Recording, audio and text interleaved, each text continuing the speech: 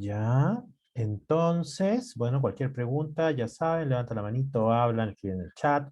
Entonces, lo que hemos estado viendo es la transmisión sináptica. Hemos visto ya cuáles son más o menos los neurotransmisores. Vimos que habían, y vamos a volver sobre esto, eh, hemos visto que anatómicamente había tipos de sinapsis. Esta de aquí, que se llama tipo 1, donde el presináptico hace sinapsis con esta espina, y esta espina es habitualmente glutamatérgica, neurotransmisor excitatorio. Hay otra sinapsis tipo 2 en el soma y en la dendrita primaria, habitualmente. La primaria es la que está más cerca al soma. Y esas habitualmente son sinapsis inhibitorias, que hay liberación del neurotransmisor GABA. Eh, ya, entonces empezamos a ver cuáles eran uno por uno los neurotransmisores más, no, ni siquiera los más importantes, los neurotransmisores. Entonces, el primero descrito, ya les conté 1000 veces que es acetilcolina. Este es un caso, por ejemplo, de la unión neuromuscular. Neuroacetilcolina es sintetizada a partir de acetil-CoA y colina por colina-aciltransferasa, entra por el transportador vesicular, luego es liberada en respuesta al potencial de acción. Y aquí está el mecanismo de control, que es esta enzima que se llama acetilcolinesterasa, que está unida a la matriz extracelular. Y rompe la acetilcolina en acetato y colina, y ambos son recapturados por el terminal sináptico. Y aquí, por supuesto, en el postsináptico están los receptores ionotrópicos y metabotrópicos. El receptor de acetilcolina es un pentámero. Tiene 5 subunidades. Aquí solamente se muestran 4. 1, 2, 3 y 4. En el músculo está formado por 2 subunidades alfa, tienen nombres griegos, una beta, una gamma y una delta. En el cerebro están formados por otro tipo de subunidades, 3 subunidades alfa y 2 subunidades beta. Eh, si nosotros miramos cada uno de estos monómeros, de esto de aquí, cada subunidad más bien, cada subunidad tiene 4 segmentos de transmembrana, como se puede ver en este monito, donde el amino y el carboxilo están hacia el lado de afuera. El segmento número 2 está dibujado azul porque es el que mira hacia la vía de conducción. Y estos, en términos filogenéticos, son similares o son de la misma superfamilia que los receptores ionotrópicos GABA, que estuvimos viendo la semana pasada. Esto es más de lo mismo, es para recalcar la idea que es un pentámero, tiene 5 subunidades. ¿Cuántas moléculas de acetilcolina se necesitan para abrir el canal? 2, y estos son experimentos bien antiguos. Entonces, hay 2 sitios de unión, entonces aquí está el canal, canal receptor, sin estar unido a acetilcolina, está cerrado. Cuando entra esos bolsillitos, ahora el canal se abre y pasan estos iones sodio y potasio. Recuerden que este es promiscuo para cationes monovalentes. Ya. Siguiente, glutamato. Glutamato es el neurotransmisor excitatorio más importante del cerebro, del sistema nervioso central. Acetilcolina es el que está en la unión neuromuscular. Eso es sistema nervioso periférico. Ahora esto es en el sistema nervioso central. Entonces, glutamato es un aminoácido. Es usado para la síntesis de proteína, pero en el terminal sináptico es usado como neurotransmisor. Entonces se sintetiza a partir de glutamina, que también es un aminoácido. La enzima que lo sintetiza es glutaminasa. Entra a las vesículas a través de esa molécula que es el transportador vesicular de glutamato. Aquí se libera el glutamato, están sus receptores postsinápticos y el mecanismo de control es diferente. El mecanismo de control es aquí, en este presináptico están dibujados capturadores de glutamato, se llaman, aquí está, transportadores de aminoácidos excitatorios, ese es su nombre genérico porque hay varios. Ahí está, EAAT, Excitatory Amino Acid Transporter.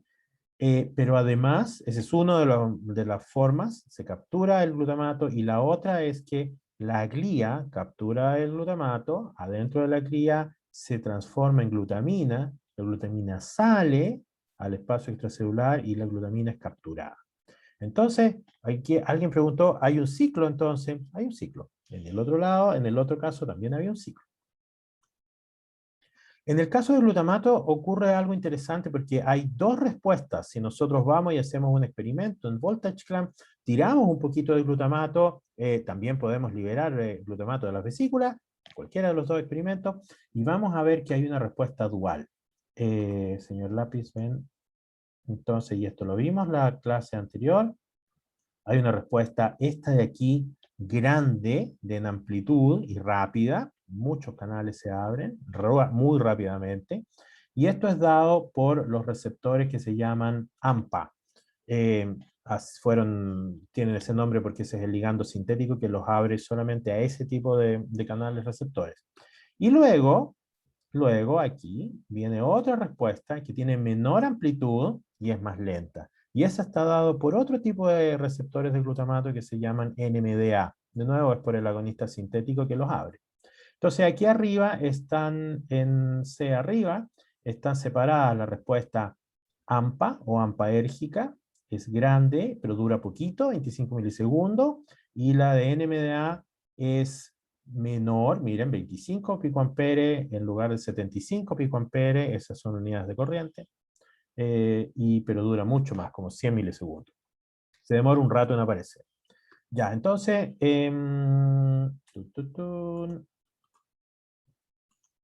si nosotros hacemos un experimento, si miramos con atención, vamos a ver esto, una respuesta grande y después una respuesta lenta. ¿Cuáles son cómo es la estructura de estos? Bueno, son tetrámeros, no son pentámeros, son tetrámeros, o sea, tienen 4 subunidades, tienen los sitios de unión al glutamato, tienen 2 sitios de unión al glutamato, y estos dejan pasar sodio y potasio, algunos dejan pasar calcio, los NMDA, estos de acá son los que dejan pasar calcio. Hay 4 genes para receptores AMPA, 5 genes para receptores NMDA, y no se mezclan entre familias. Es decir, que los AMPA solo se mezclan con AMPA, los NMDA solo se mezclan con NMDA. Para meterle una palabra más complicada en la cabeza, son heterotetrámeros. Eso significa que son tetrámeros formados por diferentes subunidades. Si las subunidades fueran todas la misma subunidad, se llamarían homotetrámeros. Estos son heterotetrámeros. Entonces, eso significa que en el caso del receptor AMPA, está formado por varias subunidades, principalmente GLUT-R1 y GLUT-R2. En el caso, eso si uno hiciera un censo, porque hay canales formados por la otra subunidad. En el caso del NMDA, son las 3 primeras subunidades las más populares, por decirlo así, si uno hiciera un censo en el cerebro. Ya, y finalmente los receptores metabotrópicos, hay un montón de genes para ellos. Algunos, los efectos de glutamato, algunos son excitatorios, pero otros son inhibitorios, y eso lo vamos a ver en el sistema visual. Bueno, esto era solo para decirles que AMPA y NMDA son diferentes, y el último neurotransmisor que vimos fue GABA. Y aquí la cosa es diferente porque el canal iónico que se activa no es selectivo a cationes, sino que es selectivo a aniones, carga negativa. Entonces, GABA es ácido gamma aminobutírico, viene a partir de glutamato, se forma GABA, entra a través del transportador vesicular de GABA, se libera aquí en el espacio sináptico y es capturado tanto por el terminal presináptico como por el astrocito. ¿Cuál era el efecto entonces? Porque esto es diferente. Se abre este canal, es una conductancia de cloruro, nos vamos desde el potencial de reposo hacia el potencial de equilibrio de cloruro, que es más abajo. Y este es uno de los primeros experimentos en una neurona marcapaso, y descubrimos que había neurona marcapaso. Esto es en un ganglio de un cangrejo. ¿Por qué una cosa tan rebuscada? Se preguntarán. Bueno, yo le he dicho, hay que ir a hacer el experimento en el lugar más simple, el sistema más simple.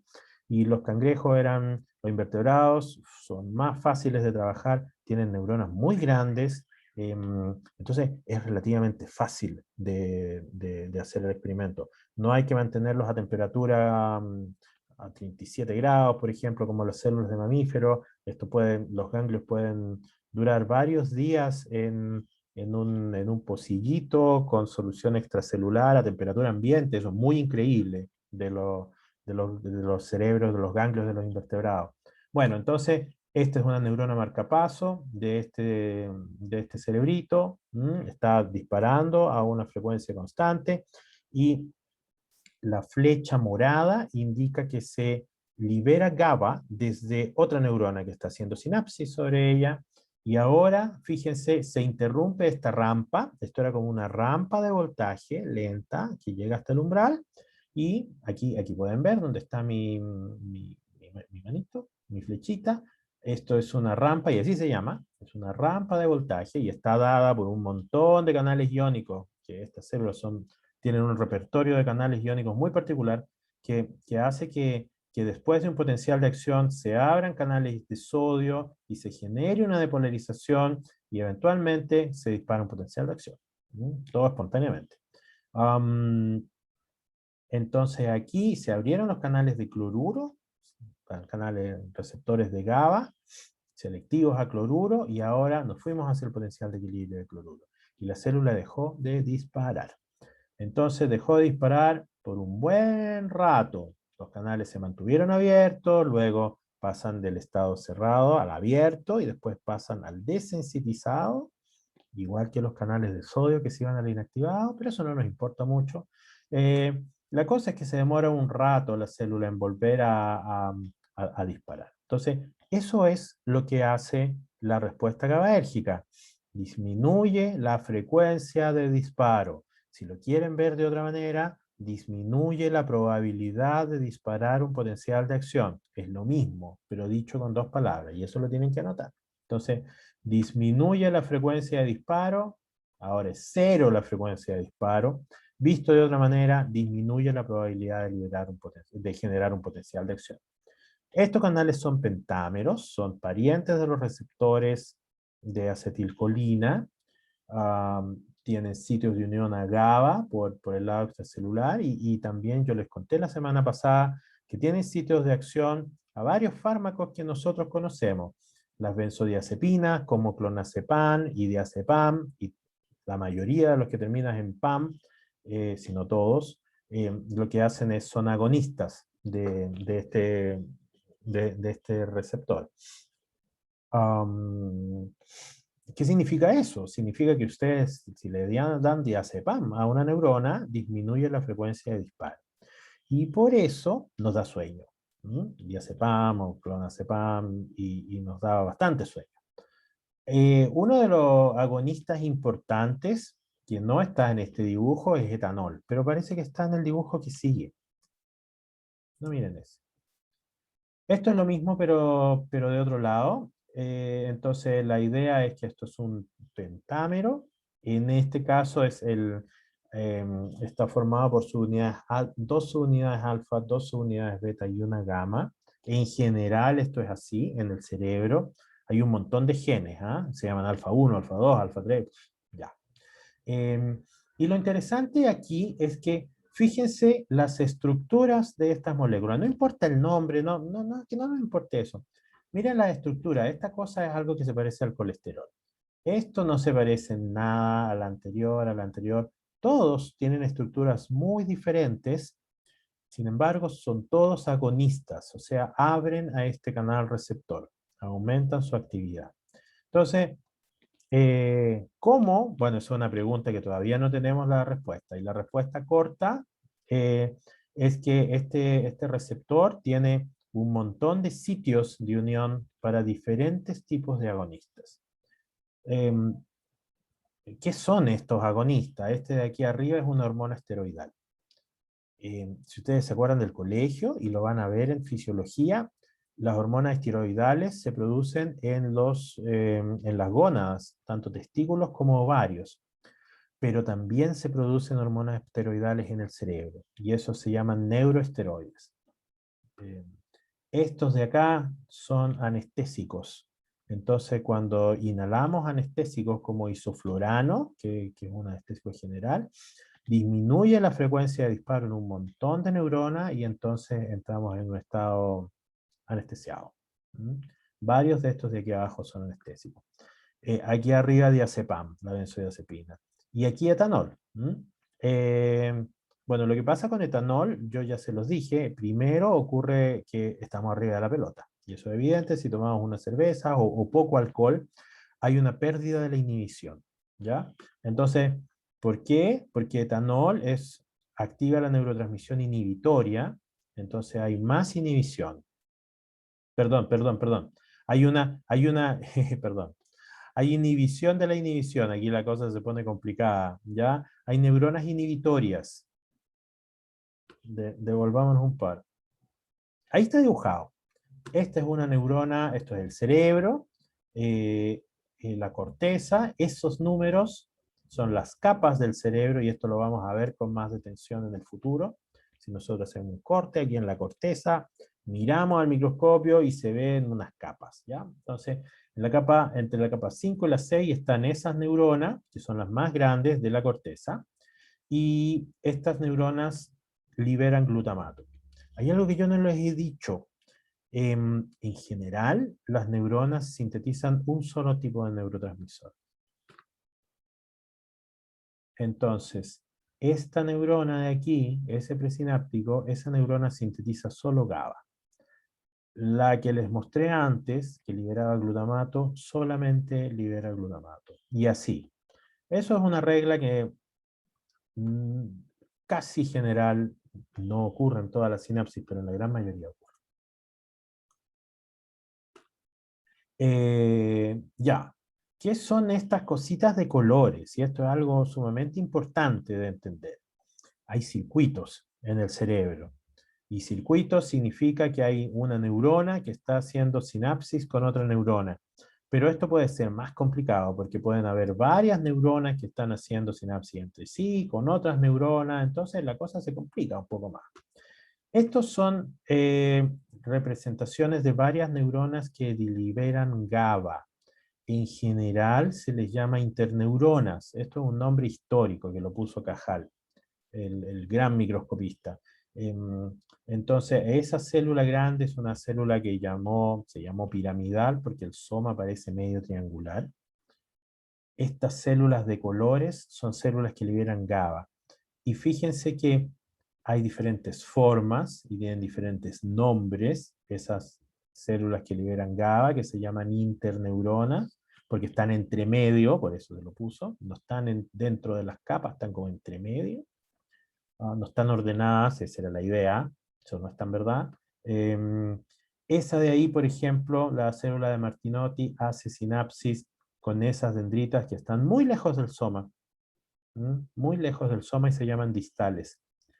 Esta célula de aquí, que parece una estrella de mar, con pocos brazos, esta manda su axón y hace sinapsis en el soma, esto es el soma, y aquí en la dendrita proximal.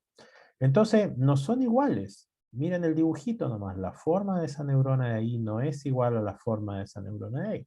Las propiedades eléctricas, o sea, la frecuencia de disparo, el tipo de canales que tenga, son diferentes. Y por supuesto, el efecto sobre la célula va a ser diferente para esta célula. No va a ser lo mismo que le libere GABA aquí, en el soma, que le libere GABA por allá por las dendritas. Entonces, hay diversos tipos de neuronas GABAérgicas que hacen sinapsis sobre la neurona glutamatérgica. Y eso es algo que hay que tener en cuenta. Entonces, ¿qué era esto de la inhibición de la inhibición? Yo habitualmente tengo esta neurona azulita que libera GABA sobre esta de acá. Entonces, si ahora ponemos un poco de etanol va a ser un agonista GABAérgico. Va a disminuir entonces la frecuencia de disparo de esa célula. Al disminuir la frecuencia de disparo de una célula inhibitoria, voy a tener inhibición de la inhibición. ¿Me siguen? Esta célula azulita libera neurotransmisor inhibitorio sobre la piramidal. Baja la frecuencia de disparo de la piramidal. Pero esta célula, si recibe ahora etanol, por ejemplo, entonces se va a activar la sinapsis inhibitoria, va a aumentar la inhibición sobre esta célula, y esta célula se va a inhibir. Su potencial de membrana va a ir más cercano al potencial de equilibrio de cloruro va a disparar menos y entonces va a inhibir menos. Y eso se llama inhibición de la inhibición. Como va a liberar menos GABA sobre esta neurona va a disparar más potenciales de acción. Y eso va a tener un correlato conductual. Y cuando nosotros tomamos alcohol a bajas dosis, nosotros estamos encima de la pelota. Hubo inhibición de la inhibición. Entonces empezamos a hacer cosas que antes no hacíamos. Si ahora la dosis de alcohol es muy alta, el alcohol va a tener efecto sobre esta neurona, la neurona piramidal. Entonces, esta neurona ahora va a empezar a disparar menos. Y lo que ocurre con una dosis alta de alcohol es que la persona se cae dormida, es una palabra, no sé si es la mejor palabra, pero podríamos decir cae fulminada. Y de hecho, etanol se usaba como un anestésico, antes de que tuviéramos anestésicos inhalatorios. Entonces, todo esto para decirles que el receptor GABA, o GABA-A, también lo van a ver en los libros, es un blanco farmacológico y tiene sitios de unión para diferentes cosas. Varios de estos de aquí abajo son anestésicos y no se parecen en nada entre ellos. Y probablemente tienen mecanismos de acción sobre el canal que son diferentes. ¿Ya? Entonces, y por supuesto hay mucha investigación en encontrar nuevos fármacos que sean agonistas GABA, que penetren más la barrera hematoencefálica, hablamos de eso al comienzo de este curso, que tengan vidas medias o más largas o más cortas, dependiendo de lo que uno quiera, y que puedan ser selectivos a ciertas combinaciones de subunidades, o sea, que hagan efecto más en ciertas regiones del cerebro que en otras. Esto es un campo de investigación todavía que se está trabajando mucho en esto. Ya. Voy a tomar agua. Resumen, entonces, de lo que hemos dicho hasta acá. Hemos visto 3 neurotransmisores, acetilcolina, glutamato, ambos excitatorios, GABA, inhibitorio. Nos hemos centrado en sus receptores ionotrópicos, pero no hay que olvidar que hay receptores metabotrópicos. Entonces ya vimos algunos de ellos. No está aquí la acetilcolina. Debería estar, ¿ah? Aquí está. Estos que se llaman muscarínicos son los de acetilcolina. Son 5 genes que codifican para receptores. Y si se fijan, hay receptores metabotrópicos para todos los neurotransmisores que yo he balbuceado en estas clases. Este de aquí es el para acetilcolina, estos de acá son para glutamato, estos dos, GABA B es su nombre, el nombre con el que se conocen, porque GABA A es el receptor ionotrópico, pero aparecen estos que hemos hablado por ahí, pero no hemos hablado mucho, ¿ya? Dopamina, norepinefrina y epinefrina, histamina, serotonina y las purinas, que son ATP. Entonces, existen receptores metabotrópicos para ellos. Pero fíjense que voy a traer el lapicito, para todos estos, no, mentira, no me hagan caso.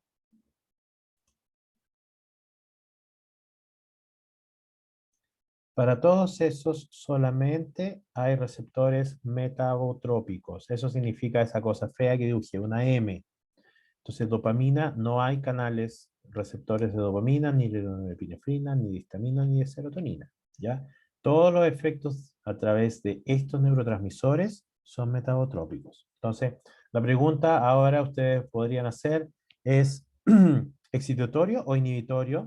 Y la respuesta corta es depende. En algunas células va a ser excitatorio y en otras va a ser inhibitorio.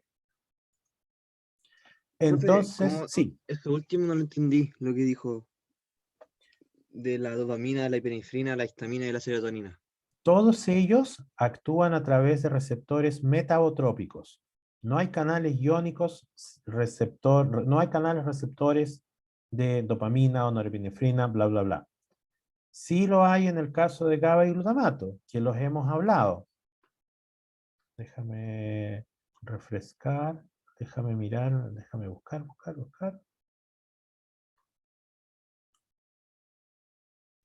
Hay canales receptores de acetilcolina, o sea, hay receptor ionotrópico de acetilcolina y también metabotrópico, este de aquí abajo. En el caso de glutamato, hay receptor ionotrópico y también metabotrópico. Y en el caso de GABA, también. Uy, qué feo. Ahí está el receptor ionotrópico, ¿ya? Pero en el caso de las aminas biogénicas, no hay receptores ionotrópicos. Eso es lo que quiero decir. Hay solamente receptores metabotrópicos en estos de acá. Entonces, toda la señalización por parte de las aminas biogénicas es a través de receptores metabotrópicos.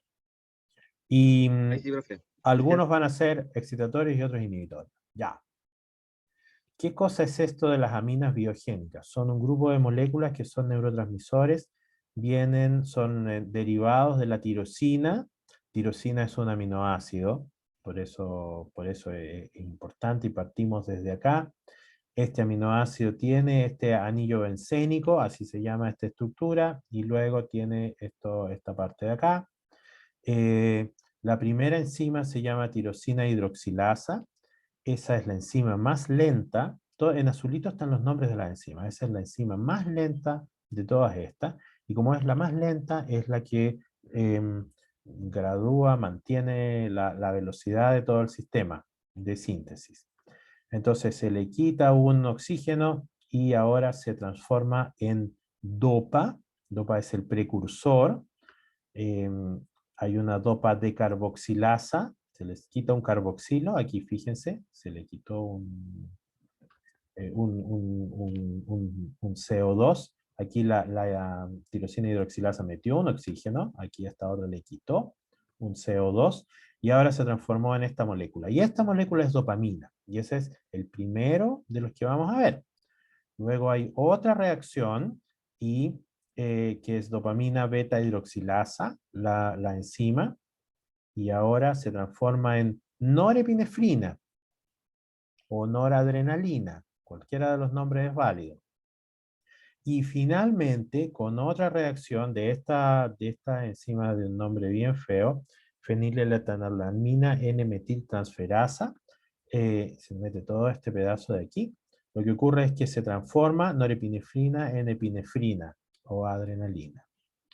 Entonces, estas norepinefrina, dopamina, norepinefrina, epinefrina, son las aminas biogénicas. Son algunas, porque histamina y serotonina también lo son. ¿Ya? Entonces, pero estas tres, dopamina, norepinefrina y epinefrina, están en la misma vía, que es la vía de la tirosina. Aquí hay algo importantísimo. Resulta que las neuronas que sintetizan dopamina no están en todo el cerebro, están en un lugar específico, o más bien en dos lugares específicos del cerebro.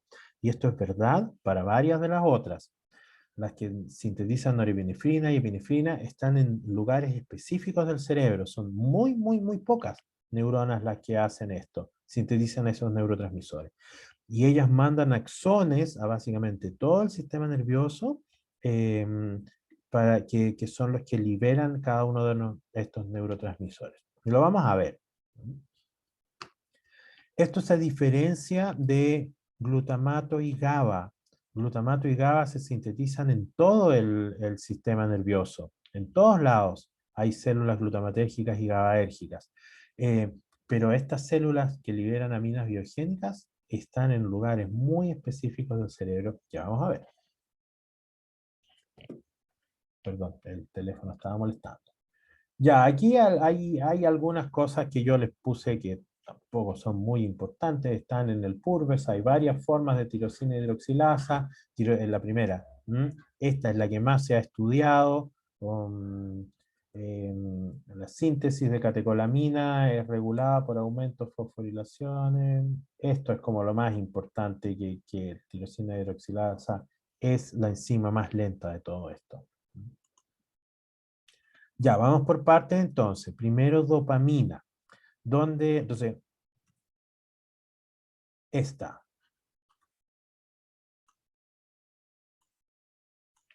donde se sintetiza dopamina. Y aquí algo que tenemos que tener muy en la cabeza es este tipo de acá, dopa. Chin, chin, chin. Dopa es el precursor de la dopamina. Nos va a salir en algún momento. Entonces, ¿dónde se sintetiza dopamina? Se sintetiza en dos lugares del cerebro. Este es el cerebro de nosotros. En un lugar que se llama sustancia nigra. Voy a dibujar con mis grandes habilidades. Sustancia nigra es uno de los lugares donde se sintetiza y el otro lugar se llama área tegmental ventral. Y como yo aprendí todos estos nombres en inglés, yo lo digo en inglés. Ventral tegmental area. Es lo mismo pero al revés, ¿no? Área tegmental ventral. Esos dos lugares son los lugares donde se sintetiza la dopamina. ¿Dónde están en el cerebro? Están acá. Aquí está más arribita, está la sustancia negra, más abajo y adelante, no se aprecia muy bien, está el área tegmental ventral. Ahí están. Entonces, esto es más abajo son núcleos que están un poco más abajo del hipotálamo. Esto es el puente, la médula, aquí viene la médula espinal, la médula, esto es el puente, donde están un montón de conexiones que van para arriba, para abajo, para todos lados, ¿ya? Y arriba de esto, en la base del tálamo, están esos lugares, esas regiones. Ahí es donde se sintetiza dopamina. Esas flechitas que salen de ahí, fíjense, salen básicamente a todas partes. Esos son los axones que liberan dopamina y lo liberan básicamente en todo el cerebro. Y hay vías que no nos van a importar mucho en este curso. Hay una que se llama mesocortical y otra que se llama mesolímbica, que son las vías de los axones, ¿ya? Pero lo importante es que salen axones para básicamente todo el cerebro. Y también, por supuesto, miren, sale una flechita hacia abajo. También hay liberación de dopamina en la médula.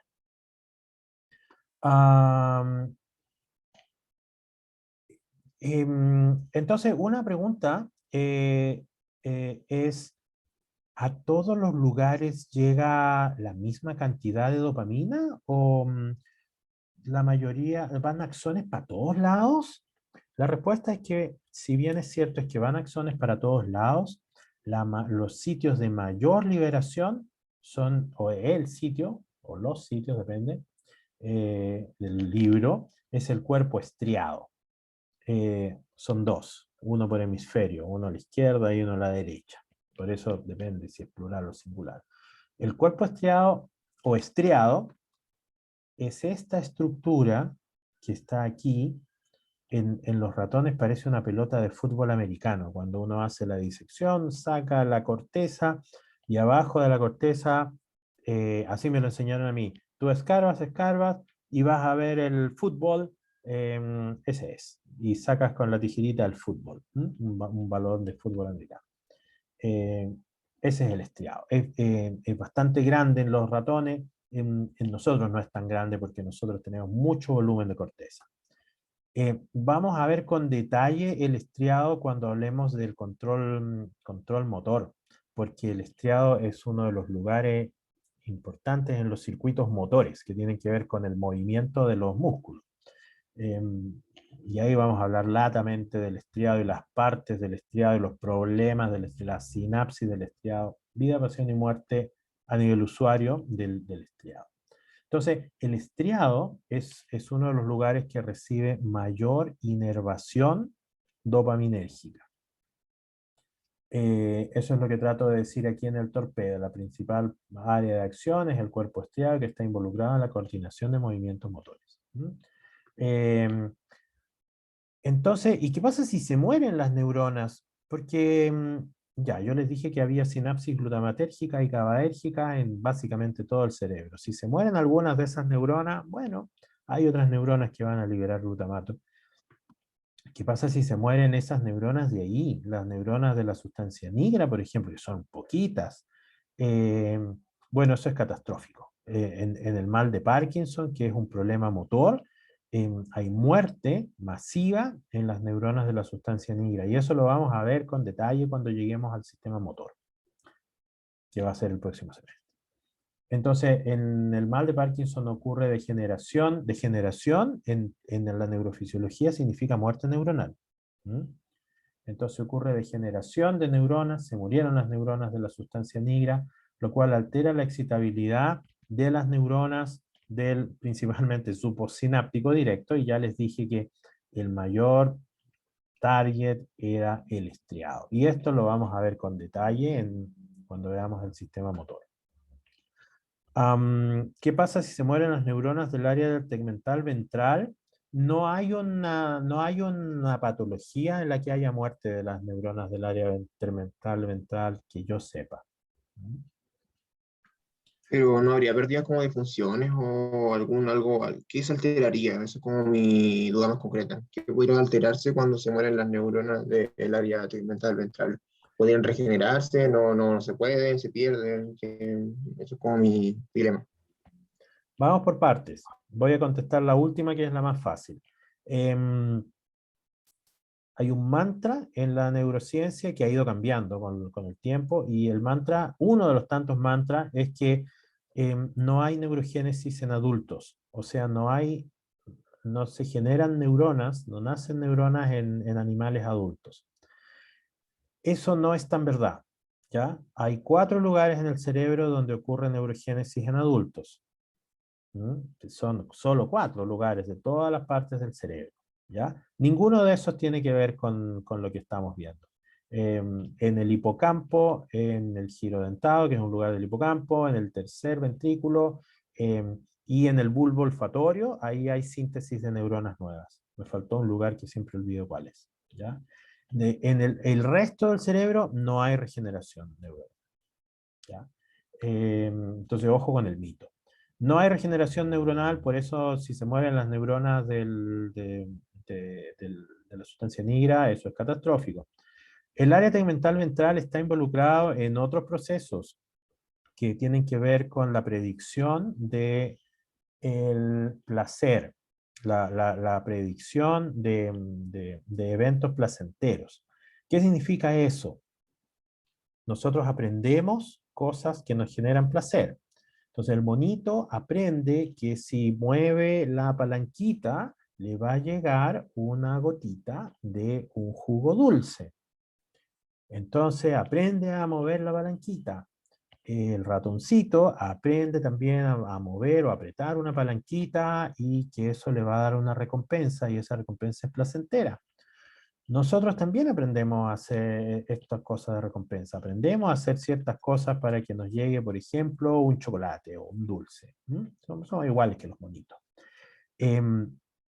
El área tegmental ventral está involucrado en ese proceso, en el proceso de planificar, predecir conductas o situaciones placenteras. Hay una patología asociada a esta, y se llama adicción, que es algo muy común en nosotros los humanos, o prevalente, más bien. Parece que no tengo una diapositiva aquí. La adicción es una condición en la cual los circuitos que están involucrados con la predicción del placer están alterados. Y entonces ahora hay conductas patológicas en el animal que hacen que el animal busque placer, pero de manera patológica. Entonces, por ejemplo, en casos extremos, adictos a drogas duras, por ejemplo, podrían matar a otra persona para obtener, qué sé yo, 2.000 pesos o lo que sea, muy poca plata, para conseguir más droga, porque las drogas lo que generan es finalmente más placer. Déjenme ver si, esta es una pregunta importante, déjenme ver si encuentro rápidamente, uy, se fue todo. Déjenme ver si encuentro una diapositiva rápida de esto. Vamos a ver. Si me toma más de un minuto, filo.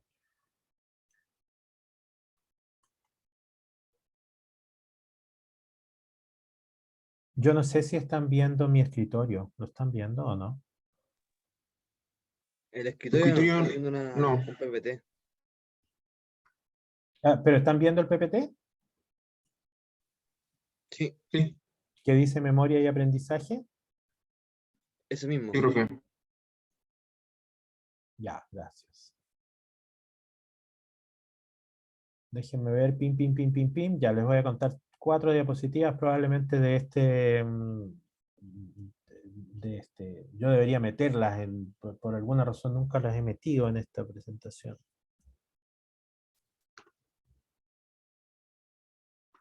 Aquí está en el cerebro, se ve un poco mejor dónde están estas regiones. La sustancia nigra está acá, y esa es la que se degenera cuando en el mal de Parkinson. El área tegmental ventral está más hacia adelante, y esa es la que está involucrada en este proceso que se llama adicción. Estas neuronas de acá hacen sinapsis en este lugar de aquí, que se llama nucleus accumbens. Y ese es el circuito, es uno de los circuitos en verdad, que está involucrado con la predicción de eventos placenteros o de estímulos placenteros. La adicción, en 2 palabras, es el estado del uso compulsivo de drogas, ¿ya? No es que a mí me guste, por ejemplo, la Coca-Cola y me tomo una Coca-Cola un día y al otro día no. No, esto es una cosa compulsiva. Yo tengo que tomar Coca-Cola y tengo que tomar 1 o 2 o 3 o 10 al día, y si no tomo la Coca-Cola pasan cosas horribles por mi cabeza y entonces empiezo a idear planes para obtener la Coca-Cola. Eso es una conducta compulsiva. ¿Ya? Pues, conductas compulsivas para obtener la droga. A pesar de tratamientos o intentos de controlar, la adicción tiende a persistir. Esa es otra característica, ¿ya? Y en términos un poco más neurobiológicos, más nerd, es la usurpación patológica de sistemas neuronales que normalmente sirven para el aprendizaje de conductas apropiadas relacionadas con la recompensa, que es lo que yo les estaba diciendo.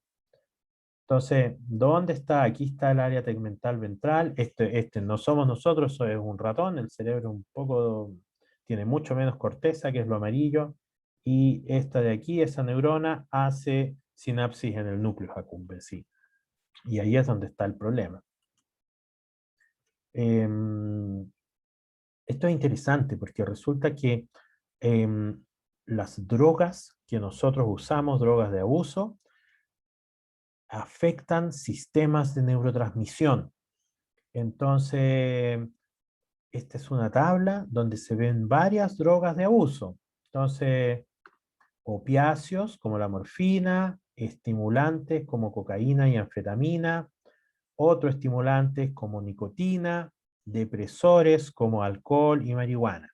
Entonces, cada uno de ellos actúa a través de un sistema de neurotransmisor diferente. Los opiáceos, como la morfina, van a un sistema que se llama endorfina, son péptidos, son péptidos pequeños, entre 3 y 30 aminoácidos. Y este de aquí a la derecha es el receptor, y esto en el caso de las endorfinas, tienen receptores que se llaman mu y delta. Los estimulantes como la cocaína y anfetamina están en la vía de la dopamina, y lo vamos a ver más adelante, o la siguiente clase, ya no sé. Y aquí está y esto lo vamos a ver, cuál es el sitio de acción. Nicotina es un agonista, en el receptor nicotínico de acetilcolina, ese que está formado por subunidades alfa 2 y beta 4 en el cerebro. Alcohol es un agonista GABAérgico principalmente, y también glutamatérgico. Ahí es antagonista. Y marihuana es un agonista en el sistema de las anandamidas, que son los endocannabinoides. Y hay receptores específicos para estos endocannabinoides. Entonces, las drogas de abuso que nosotros los humanos usamos están en sistemas de neurotransmisores. Entonces hay problemas en la neurotransmisión. Pero lo que es interesante es que no importa cuál sea la droga que se usa, hay un aumento en la liberación de dopamina en esa sinapsis que yo les mostré, que es la sinapsis que está entre el área tegmental ventral y el núcleo accumbens. Si ustedes meten ahí un aparatito para medir la liberación de dopamina en cualquiera de estos tipos de adicción, con cualquiera de estas cosas que son estimulantes o depresores, vamos a ver un aumento en la liberación de dopamina. ¿Ya? Estas son cosas que ya les dije más o menos todo lo que importaba de acá. Entonces, el punto que quería hacer con esto es que el área tegmental ventral, o la liberación de dopamina en el área tegmental ventral, tiene que ver con otro fenómeno, que es un fenómeno sumamente importante en nosotros, que se llama adicción. Ya. Creo que no voy a hablar más de la adicción, porque el resto son cosas que no vienen a este curso. Entiendo, profe. Entonces, me quedó claro cuando ya como más o menos libero dopamina en el área tegmental ventral. Pero si yo inhibiera la síntesis de dopamina, o sea, si de alguna forma externa inhibiera, ¿yo estaría perdiendo esos gustos placenteros de los eventos? ¿O sería como algo muy hipotético donde no pasaría? Esa es una súper buena pregunta. Resulta que, a ver, déjame ordenar la respuesta.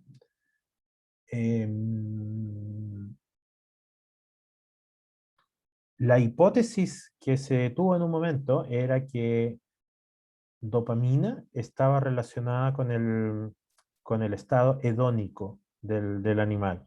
El estado hedónico significa el estado placentero, ¿ya? Entonces, la hipótesis fue que al aumentar la dopamina, aumentaba el placer del animal, ¿ya? Sin embargo, uno puede eliminar las neuronas que liberan dopamina y el animal sigue teniendo placer. Entonces, es más complicado que hacer la cosa tan simple como dopamina igual placer, ¿ya? Eso es más complicado que eso. Está involucrada dopamina en el circuito del placer, pero no es la única cosa que está involucrada, no es la molécula del placer. En muchos, incluso libros, van a ver que dopamina es la molécula del placer. No lo es, ¿ya? Y aquí hay eso así, un gran problema. Hay neuromitos, yo he hablado de esa palabra varias veces, que son, no sé cómo se dice, misconception en español, son conceptos falsos que han entrado en la cultura popular, incluso han entrado en disciplinas como en la psicología o en la educación, han entrado muchos neuromitos. Usamos solo el 10% del cerebro. Eso lo inventó alguien antes de que entendieran cómo funciona el cerebro, ¿ya? Hay estilos de aprendizaje, y eso, bueno, ustedes no son de pedagogía, pero en pedagogía hay un mito súper fuerte, que hay estilos de aprendizaje, que hay personas que aprenden más. Yo soy kinestésico, yo soy auditivo. Ese es un mito, no hay evidencia de que eso sea verdad. Parece que fuera verdad, pero cuando se hacen los experimentos no hay evidencia de eso, ¿ya? Otro de los neuromitos es este, porque está esta cosa, la molécula del placer, ¿ya? No, eso no es así. Ya, aquí había una pregunta que yo no contesté. Entonces, en el caso que se llegara a potenciar la liberación de dopamina en el área tegmental ventral, se genera adicción. Y Esa si pregunta inhibo, yo se la hice, profe. ya, esa es la que habíamos visto. Y si inhibo se perdía el gusto, bueno, eso ya como que la contesté. Ya, entonces, pero, mm, pero sin duda que dopamina tiene que ver con el estado emocional. Eso sin duda. Hay cambios y todas las aminas biogénicas están relacionadas con esto, están relacionadas con procesos que podríamos llamar de estados emocionales. Ya. Hay otra patología, bueno, aquí la cosa se pone más complicada. Cuando uno se va a ver las patologías psiquiátricas, La, creo que hay una diapositiva de eso, a ver. Si hay una diapositiva, estoy mirando, ¿ah? Si hay una diapositiva es más fácil para mí. Si no, por supuesto que no hay, así que todo es más difícil. No, sí hay una. Y la tenía hasta abierta. No, no es esa. Déjame buscar.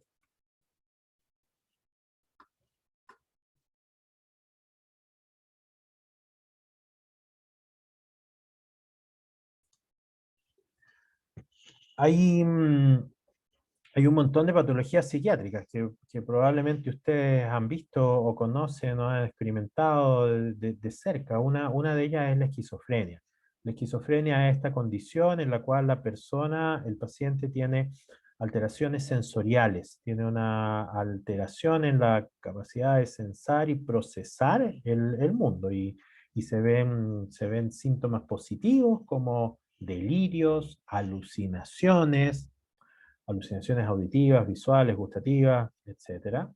También hay síntomas negativos en la esquizofrenia, hay alteraciones en el procesamiento afectivo, hay alteraciones en las relaciones interpersonales y también hay alteraciones cognitivas, síntomas cognitivos se llaman, que hay problemas cognitivos en el aprendizaje. Entonces, antes pensaba, o lo que uno piensa con esquizofrenia es como, un loco, ¿no? ¿Pero qué significa esto? Bueno, significa que lo que uno podría llamar locura, en verdad es una parte nada más de la patología, ¿ya? Y que son los síntomas positivos. Delirios, alucinaciones, también hay una cosa que es que, esto es fácil de decir, pero explicar esto de las alucinaciones se entiende como que hay alteraciones en el procesamiento de la información sensorial. Y, y eso lleva, uno saca conclusiones, ¿no? Uno ve, por ejemplo, yo voy en la bici y veo que viene un peatón, entonces saco una conclusión. Cuidado, el peatón puede chocar, puedo chocar con él, ¿ya? O voy, por ejemplo, a una casa o antes cuando estábamos en el mundo presencial, iba a un lugar y había chocolatito, galletita, entonces saco una conclusión, esto puede servir va a haber un evento aquí y si me quedo cerca, a lo mejor agarro algo de estas cosas ricas. Em, la capacidad de procesamiento en los pacientes con esquizofrenia está alterada. ¿Mm? Eh, entonces, procesamiento quiere decir predicción. Ya. Mucho bla bla con respecto a esto. Esto es una clase que yo hago sobre un montón de patologías. La esquizofrenia es hereditaria. Pero la pregunta es, ¿podemos relacionar esto con alguna cosa del cerebro? Bueno, la sinapsis. Y esto es una de las primeras cosas que se vio.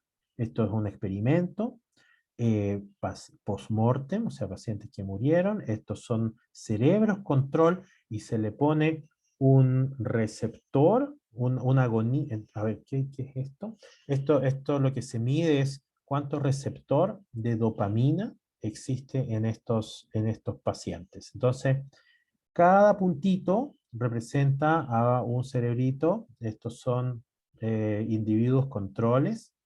Y aquí a la derecha, estos son pacientes con esquizofrenia. Entonces, lo que se ve es que el promedio es la rayita, el promedio de receptores de dopamina es mayor en estos pacientes. Entonces, con respecto al promedio de los controles, ¿hay una desviación? Por supuesto, esto es biología, ahí hay variabilidad. Entonces, este es uno de los primeros experimentos que nos llevó a pensar que en esta patología, esquizofrenia, hay una alteración en la neurotransmisión dopaminérgica. Y este experimento y varios otros calaron súper fuerte y llevaron, y aquí estamos en el borde del neuromito, llevaron a que incluso neurólogos y psiquiatras piensen que la esquizofrenia es una patología dopaminérgica. Y eso no es tan verdad, porque esto es verdad para un grupo de pacientes. Para otros grupos de pacientes esto no es tan verdad, ¿ya? Peor aún, hay alteraciones en todos los neurotransmisores. en esquizofrenia. Entonces la cosa se pone complicada. Al comienzo se pensó que esto era dopaminérgico porque hay más receptores, tanto D1 como D2, que son los excitatorios. Pero resulta que hay otras explicaciones. Hay explicaciones de glutamato, de GABA, y ahí vienen varias preguntas. ¿Será que hay una secuencia? Primero es un neurotransmisor que se altera y luego es el otro. O los pacientes son diferentes, y hay unos en que está alterado un sistema, y hay otros en que está alterado otro sistema, y hay otros en que otra cosa, parece que va por ahí. No todos los pacientes son iguales. Entonces, en el caso, lo robé del internet, esta diapositiva claramente, esta es la hipótesis dopaminérgica, que es la que le gusta al psiquiatra. Y la hipótesis hay dos líneas de pensamiento. La primera tiene que ver con lo que yo les mostré, esto de los receptores de dopamina. Resulta que si se bloquean receptores de dopamina con fármacos que se llaman antipsicóticos, se disminuyen los síntomas positivos de la enfermedad, ¿ya? Y esto es lo que dice aquí. Drogas antipsicóticas como clorpromacina bloquean los receptores de dopamina. Entonces, esto es la base de la hipótesis dopaminérgica. Lo que no dice esta diapositiva es que esto no funciona en todos los pacientes y que no revierte todos los síntomas, revierte solo parte de los síntomas positivos, ¿ya? La otra parte de la hipótesis dopaminérgica es que resulta que se ha visto que pacientes con adicciones que toman anfetamina con alta frecuencia y en altas dosis tienen episodios psicóticos. Y esos episodios psicóticos se parecen a la esquizofrenia. ¿Dónde actúa la anfetamina? Lo vamos a ver en la siguiente clase. Tiene que ver con la recaptura y la liberación de dopamina. Entonces, anfetamina, entonces tenemos esta línea de evidencia que nos muestra que uno, hay aumento en los receptores de dopamina, dos, si ustedes bloquean los receptores de dopamina, se recupera un poco los pacientes, y tres, anfetaminas que van en la vía de la dopamina generan episodios psicóticos. Entonces todo llevó a pensar que esto era un problema de la transmisión dopaminérgica. No estamos claros que eso sea verdad para todos los pacientes, ni siquiera para un grupo, ya, porque hay otras hipótesis, la hipótesis del receptor NMDA, la hipótesis de los receptores GABA, todo esto está en desarrollo, noticias en desarrollo, ya, pero es importante que tengamos en cuenta que sí hay evidencias de la hipótesis dopaminérgica. Probablemente en algún grupo de pacientes esto sí es verdad, completamente verdad, ¿ya? Que hay alteración dopaminérgica. De hecho, los fármacos antipsicóticos, los bloqueadores de los receptores de dopamina tienen efecto en un grupo de pacientes. ¿Ah? Eso sin duda. Ya, entonces vamos a llegar hasta acá. Lo que vimos en la clase de hoy, entonces terminamos de ver el receptor GABA y ahora nos pasamos a las aminas biogénicas. Vimos que hay varios tipos. Voy a ponerlo más grande porque hay varias de ellas. Vimos dopamina, lo que nos queda en la siguiente es norepinefrina y epinefrina. Vimos los lugares donde se sintetizaba. Yo le hice el spoiler que la sustancia nigra y sus alteraciones las vamos a ver en el futuro. Una de las preguntas naif, ingenuas de esto es, si se mueren las neuronas que secretan dopamina, pero inyectémosle dopamina al paciente, y ahí sí se restaura. Ya, no se puede porque dopamina no cruza la barrera hematoencefálica. Lo que sí se puede es inyectar dopa, administrar L-dopa, que es el precursor. Y eso tiene algo de efecto en un grupo de pacientes en estadios tempranos de Parkinson. Entonces, esa era la dopamina que viene en la sustancia negra, y la dopamina del área tegmental ventral, vimos que está relacionada con este fenómeno que se llama adicción. Los animalitos también pueden, aparentemente, en el laboratorio al menos se pueden, animales adictos, ya animales de experimentación. No sé si en la vida salvaje algunos monos pueden llegar a ser adictos, eso no lo sé. Ya, lo que vamos a ver en la siguiente clase, bueno, vamos a terminar rápidamente de ver esto de la dopamina y vamos a ver los mecanismos de acción de las drogas y luego vamos a ver las otras, ahí están, las otras aminas biogénicas. Ya, preguntas.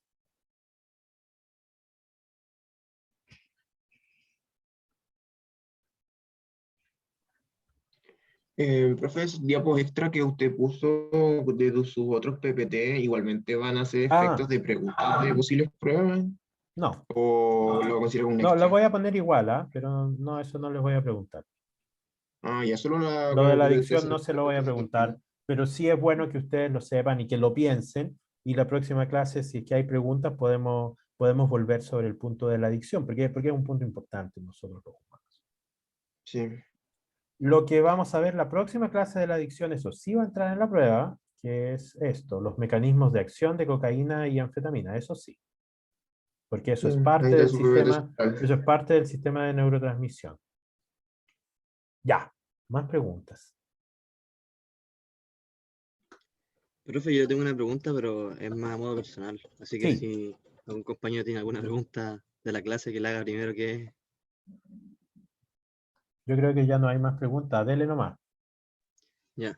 Profe, ¿usted ha hecho clases en enseñanza media o en colegios? No. ¿No? Alguna Y... vez fui a un colegio a dar una charla, hace muchísimos años, pero no he hecho Ah, ya, ok. clases, solo clases universitarias. Y, por ejemplo, ¿y usted trabaja solamente como docente o también tiene o trabaja en algo más relacionado con la fisiología y la neurofisiología? Hoy yo hago investigación. Esto de la docencia, en la facultad de nosotros lo más importante es la investigación, a diferencia de otras facultades en que se da mucho énfasis en la docencia. Así que yo sí hago Ya. investigación en esto, en circuitos GABAérgicos y en alteraciones de los circuitos GABAérgicos, en enfermedades como epilepsia, depresión, estrés, autismo. Ahí hemos trabajado en circuitos GABAérgicos. Ah, ya. Ok. Y la última pregunta, ¿usted por qué eligió, por ejemplo, hacer clases o la docencia en este caso con Uno no elige, universidad? es obligación de nosotros, todos los profesores tenemos que hacer docencia. No, no se elige. Ah, ya, ok. Ya La, entendí. la- la universidad no tiene un cargo de personas solo que hagan investigación. Ah, ya, Por ya, nuestro ok. contrato, nosotros tenemos que hacer docencia. Ya, ok. Todos Esa nosotros, era, ¿ah? profe. ¿Y por qué me hacía esa pregunta? No, es que lo que pasa es que estaba barajando la opción de cambiarme a... Espera un poquito que mi gato está... No sé si escucha el gato, pero está gritando acá. Estaba barajando la opción de hacer el traspaso a